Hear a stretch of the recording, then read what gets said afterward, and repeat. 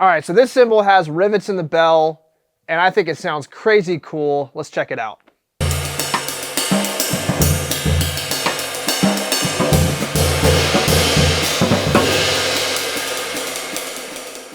It's kind of hard to describe the sound that I'm hearing from this, but it almost feels kind of ghostly and eerie.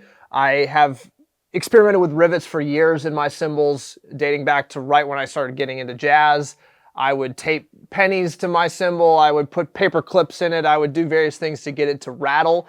And it always has a particular type of vibe, but this cymbal has, with the rivets in the bell, it's giving it like a very different tone. You know, in general, when we're talking about rivet placement, we're you know, to oversimplify, the farther up the cymbal, the more subtle the rivet sound is going to be, because the cymbal is generally going to be wobbling more out at the edge. It's also going to generally be thinner out at the edge, so there's more vibrations happening, more ability to really just shake the rivet and get that kind of rattle sound to extend for long periods of time. So the farther up you go, the less vibrations, the less chance that the rivets are going to keep sizzling for a long time. And so in theory, it's like if you put rivets in the bell, they're not really going to make much sound, and they're not going to be active enough to really make sense to even be in the cymbal. I have actually experimented with putting rivets in a bell before, but because of the cymbal that I put it in, it didn't really do much. It was just kind of like a weird background noise that didn't seem like it was integrated into the sound. And this cymbal, the way that I made this particular cymbal, is allowing the rivets in the bell to shine and be extremely unique for the sound that the cymbal has.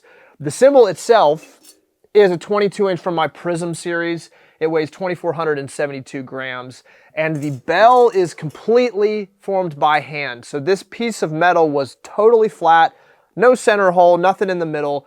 I built the bell by hand, hundreds of strikes to get the curvature that I wanted. And what happens with a hand-formed bell versus a bell that's pressed is the hand-formed bell, with all of the compression points of the individual hammer strikes, it gets stretched pretty significantly. And so it's always something that a cymbalsmith needs to be mindful of, is how much you hammer a bell and then how much you lathe it afterwards, because you're taking that metal and as you hammer it, you're really thinning it out. So this bell compared to a pressed bell is going to have a different kind of vibe, and it's going to be, in a way, a little bit thinner.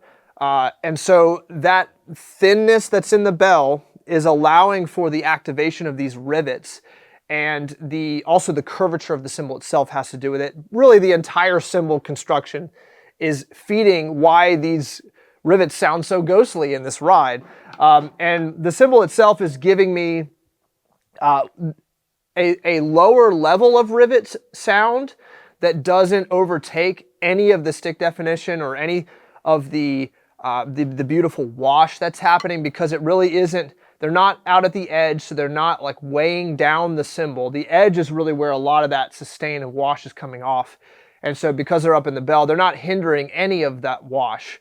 But because they are the way that they are, they're not actually, they're not too low in the mix. Rivets that are higher up tend to be less prevalent, and sometimes it can get to a point where it's so minimal that you can't even tell that rivets are really there, and it kind of seems pointless to have them. So this is kind of blending the worlds and kind of sitting in the middle in a way that I really like, and yeah, I'm a huge fan of this. I'm going to definitely do it again.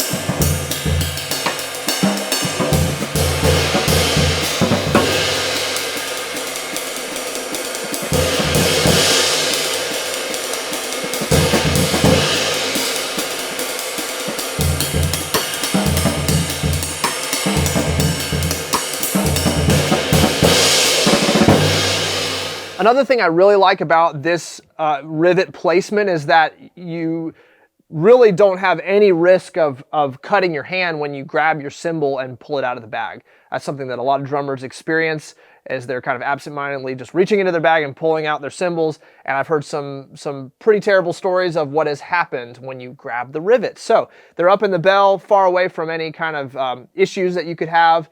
And with this cymbal, the way that the cymbal itself is constructed, the fact that the bell is hand formed and therefore stretched a little bit thinner, it's just activating in a beautiful way. There's enough vibration happening to give it this cool sizzle sound that's different. It's got, like I was saying at the beginning, it's got this ghostly type of feel to me. So I would love to know what you guys think, so drop a comment below, like the video if you like it, and subscribe and hit the bell if you want notifications on future videos. We are definitely going to do more content about rivets, because rivets are mega cool. So thanks again for watching. My name is Timothy Roberts. Until next time, see you later.